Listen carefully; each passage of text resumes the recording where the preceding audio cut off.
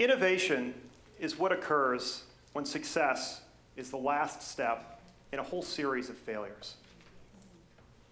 Properly handling failure and unexpected results is a critical skill when working as a manager at a startup or managing a new project within a larger organization. Yet these skills are seldom discussed. And today I'd like to share a few insights on how to handle failure personally and as a manager wherever new ground is being broken. In 1998, I was a first-year emergency medicine resident at Charity Hospital in New Orleans. At the time, Charity was the busiest emergency department in the nation. We served a very poor, very sick population of patients. One day, I saw a 70-year-old man, patient, whose chief complaint was, "I fell 2 weeks ago, and I can barely walk." He smelled of recent alcohol use, which unfortunately was not uncommon in our patient population. On exam, his vital signs were normal, except his heart rate was slightly fast at just under 100 beats a minute. He did not have a fever. My initial impression of his left leg was that he had a large bruise around his left knee. It wasn't warm or red, it was a dark purple. I suspected that perhaps he had a fracture, so I sent him for x-rays, which came back normal. So I presented the patient to my senior resident. I ordered some crutches for him to go out on, wrote him a prescription for non-narcotic pain medication, even though he had been demanding narcotic pain medication while he was there. And I sent him out. I discharged him from the emergency department. 4 hours later, he was back in the emergency department after being found face down on the sidewalk less than a mile from the hospital. He was in full cardiac arrest and was pronounced dead shortly thereafter. I had failed to diagnose necrotizing fasciitis, which is a serious tissue infection. Wikipedia calls it a flesh-eating infection. The findings that I had overlooked, his fast heart rate and his exquisite sensitivity on exam, I had incorrectly assessed as drug-seeking behavior. This was a watershed moment in my medical training, and not just because of the consequence of my error. I recognized that there was a lens between what I observed and how I interpreted it. Untested assumptions based on prior anecdotal experiences in the emergency department or even personal biases could negatively affect how I weighed each observation and arrived at a clinical diagnosis. But this point has far-reaching implications beyond the practice of clinical medicine. You are not as objective as you think. Untested assumptions and biases can prevent us from seeing both dangers and opportunities. But when our assumptions fail and we are forced to confront an unexpected result, this is actually an opportunity for us to update our model of the world. Understanding this is critical if you're going to work in an environment where life and death decisions are made, or if you're leading a team of innovators towards the next big thing.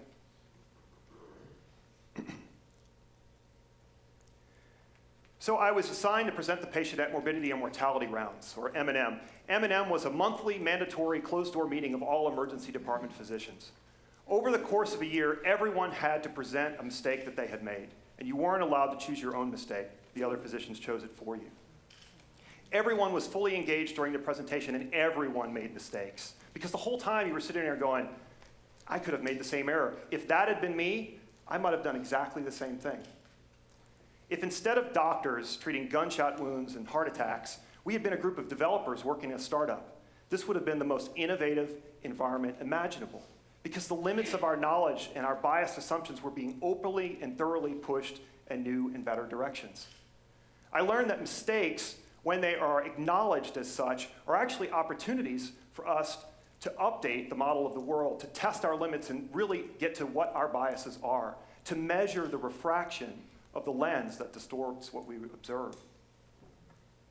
The key is communicating these insights across your team.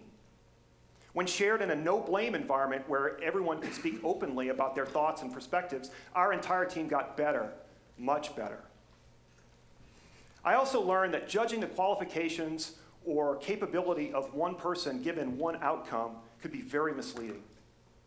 Not all mistakes are due to thinking incorrectly, and a lot of the time, good outcomes occur even when we're thinking wrong.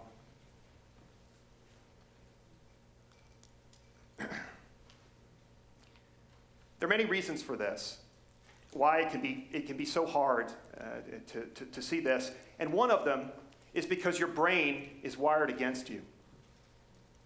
Your brain is not objective. Neuroscientists have learned that our new observations are heavily influenced, how we interpret what we observe is heavily influenced by our existing assumptions. One area of your brain called the dorsolateral prefrontal cortex, that's a mouthful. Dorsolateral prefrontal cortex actually tries to take new observations and make them fit into your older assumptions by default. In order to override this process, your brain has to use an entirely different area called the anterior cingulate cortex. So, if you run a scientific experiment, start a project or launch a product, and the result is not what you expect, this will create a very negative reaction from your brain. And the dorsolateral prefrontal cortex will try to delete those new observations from your memory, making it very hard for you to learn from your experience.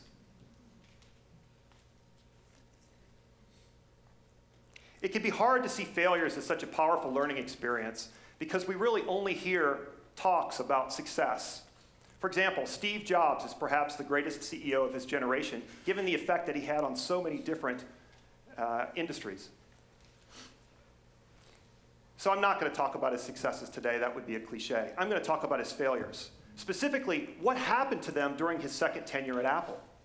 Because during his first tenure, there were many mistakes, many public errors.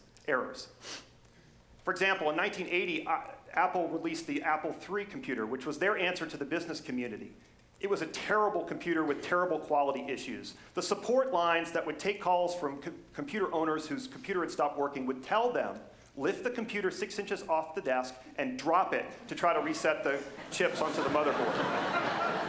True story. The Apple Lisa, which was a $30 million project and the forefather of the Macintosh, was a terrible computer. It was very slow and very expensive, and it occurred at a time in 1983 where Apple basically lost the business community for 20 years. You all remember the 1984 commercial announcing the release of the Macintosh with the Super Bowl, but you probably don't remember the 1985 commercial that announced a product called Macintosh Office. That product at the time did not actually exist. And the commercial, which was spearheaded by Steve Jobs, actively implied that business consumers were lemmings. They were marching right off the cliff. He was fired from Apple in 1985, but he returned and went on to have a long string of very innovative product launches without a serious misstep. How? He must have found a way to keep the errors and failings on the inside of the company. We know that innovation cannot occur without setbacks and failures.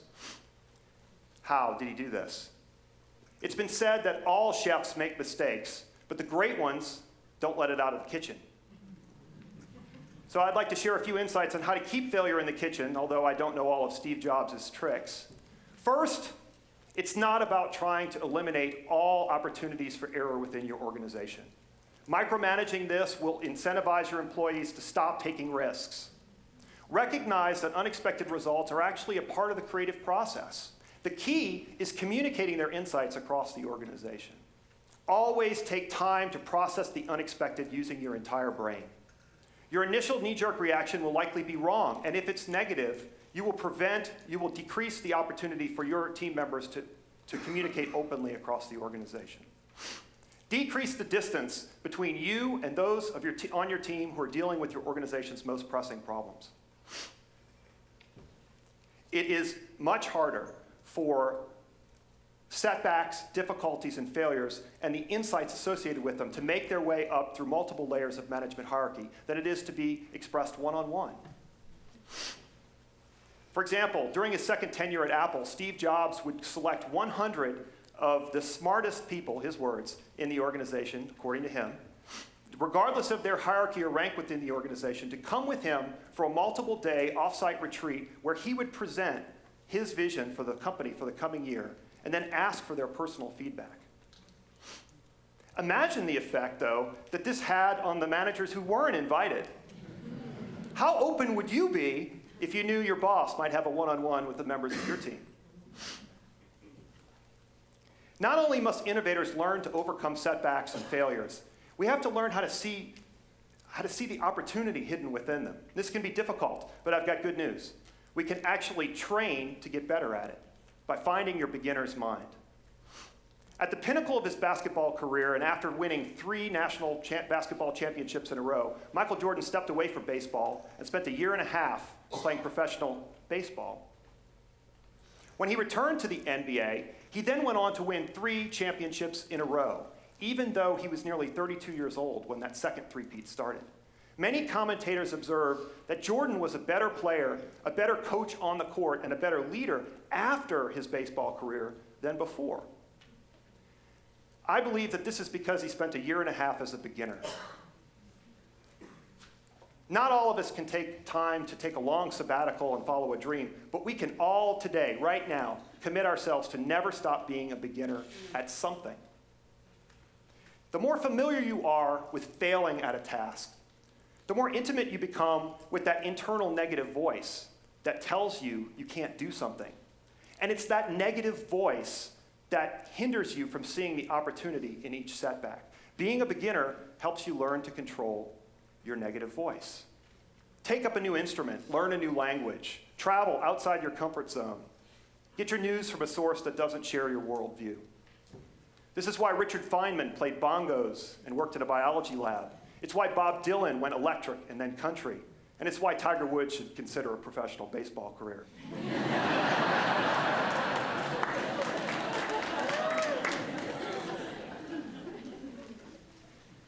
Since the path to success is often strewn with failures, often we are asked, how long should we persist?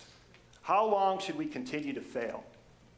Eric Ries, in his excellent book called The Lean Startup, put forth a concept of failing fast. Now, while most entrepreneurs who've read Eric's book understand what he was getting at, I've heard it misinterpreted as give up fast, and I disagree with this. Based on my experience, often it takes several pivots and changes to your business plan before you find the formula for success. A startup's mission is where it's decided to dig, the big problem that it's trying to solve. Each product, then, is an attempt to chip away at the mission. Products can fail, but missions endure.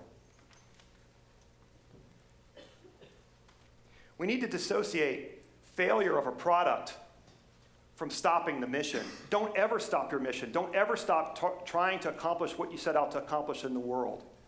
The only thing you should really be afraid of is failing to test the assumptions that underlie your product or mission, or mistaking positive feedback from friends, colleagues, or focus groups as evidence that you were digging in the right place.